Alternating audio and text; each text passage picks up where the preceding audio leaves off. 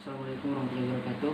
Orang tua, kami hari ini masuk ke PT Usrat 124 melaksanakan program kerja kami, yakni melakukan wawancara sedikit mengenai dampak dan pencegahan COVID di masyarakat. Nah, baiklah orang tua, kita masuk langsung saja ke pertanyaan pertama. Bagaimana keadaan sistem mata pencarian masyarakat saat pandemi dan seperti apa dampaknya? Terkait dengan wabah yang melanda di negara kita termasuk di desa kita, yang pasti itu cukup mempengaruhi aktivitas masyarakat. Nah, masyarakat Arakan, desa Arakan itu 97% nelayan, dan memang dalam aktivitasnya untuk melaut, menangkap ikan itu memang tidak bermasalah. Akan tetapi setelah hasil tangkapan itu mau dijual, mau diperuangkan, nah itu yang bermasalah. Artinya bahwa benar-benar dampak daripada COVID ini untuk tingkat perekonomian itu cukup mempengaruhi bagi masyarakat desa Arakan. Ya, masuk ke pertanyaan kedua. Bagaimana peran desa dalam menanggulangi dampak pandemi ini, Pak? Dalam hal menanggulangi tentunya ada beberapa hal yang merupakan itu program negara yang kemudian melalui provinsi dan pemerintah provinsi dan kabupaten, yang kemudian kecamatan itu diinstruksikan kepada kami pemerintah desa untuk melakukan beberapa hal, diantaranya penyemprotan, kemudian sosialisasi kepada masyarakat untuk tetap menjaga jarak, memakai masker, mencuci tangan. Ya, pertanyaan ketiga, lalu dari segi UMKM, usaha mikro kecil dan menengahnya, seperti apa peran dan strategi desa dalam memulihkan ekonomi masyarakat? UMKM itu memang sebagaimana yang disampaikan sejak awal bahwa memang pengaruh daripada dampak corona ini terkait dengan aktivitas yang dihubungkan dengan tingkat perekonomian masyarakat karena cukup berpengaruh dan sangat besar. Nah, sehubungan dengan usaha kecil mikro ini, memang desa itu sendiri pada awalnya memang kelabakan, tetapi dengan bantuan-bantuan dan arahan serta petunjuk-petunjuk dari pemerintah kabupaten melalui pemerintah kecamatan itu bisa dilakukan. Ya, masuk ke pertanyaan Bapak. Coba ceritakan sedikit apa saja tantangan Bapak dalam pandemi ini. Coba ceritakan sedikit Pak, apa saja tantangan Bapak? Apakah pandemi menyebabkan dampak yang menurut masyarakat saat ini? Iya, jelas. Jadi selaku pemerintah tentunya dalam hal menyampaikan, meneruskan dan menindaklanjuti program-program pemerintah pusat, pemerintah provinsi, pemerintah kabupaten, tentunya ada saja kendala-kendala di lapangan termasuk di masyarakat, apalagi terkait dengan pandemi dalam hal penanganan. Nah, masyarakat yang tadinya, yang sebelumnya mengalami situasi sebelumnya, sebelum ada pandemi, sebelum ada corona, itu tidak dibiasakan untuk menggunakan masker, tidak dibiasakan untuk mencuci tangan, tidak dibiasakan itu untuk menjaga jarak. Tetapi dengan adanya pandemi ini, dengan adanya corona ini, nah, poin-poin yang disebutkan tadi termasuk memakai masker, menjaga jarak, dan mencuci tangan adalah sesuatu yang baru bagi masyarakat. Nah, itu terkait dengan karakter masyarakat, apalagi masyarakat pedesaan, masyarakat pesisir, sesuatu yang baru itu adalah hal yang sangat sulit, sangat susah untuk dilakukan, apalagi aktivitasnya itu nelayan. Nah, bayangkan saja ketika orang harus melaut, ketika orang harus membuang jaringnya, kemudian mulutnya, hidungnya itu ditutup dengan masker, itu sangat-sangat berpengaruh terhadap aktivitas itu sendiri. Tetapi dengan himbauan, dengan penyampaian yang tak henti-hentinya, akhirnya juga masyarakat harus menuruti. Oke. Ya.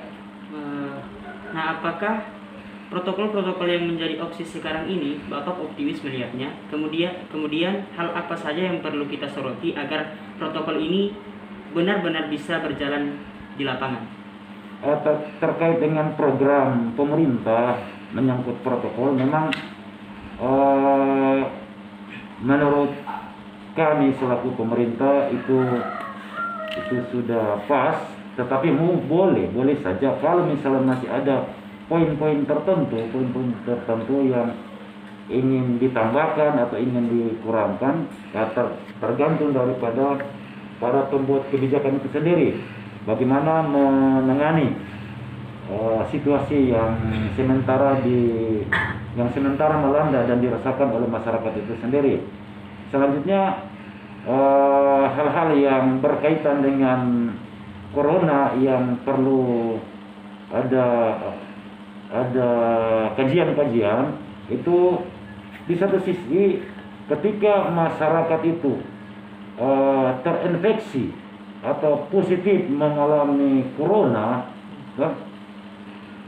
kemudian meninggal dunia, kan pada akhirnya orang tuanya, keluarganya, anak istrinya, suaminya kan tidak bisa merapat. Menurut kami itu coba ada kajian-kajian lebih lanjut lagi. Sebab ini punya dampak yang cukup besar terhadap masyarakat lainnya. Artinya apa?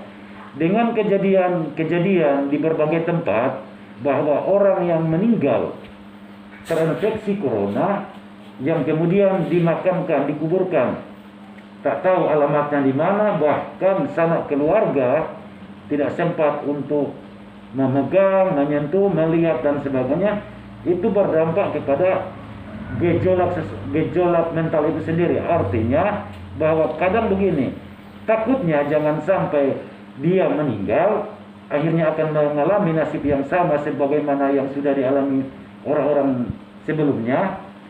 Akhirnya kan orang yang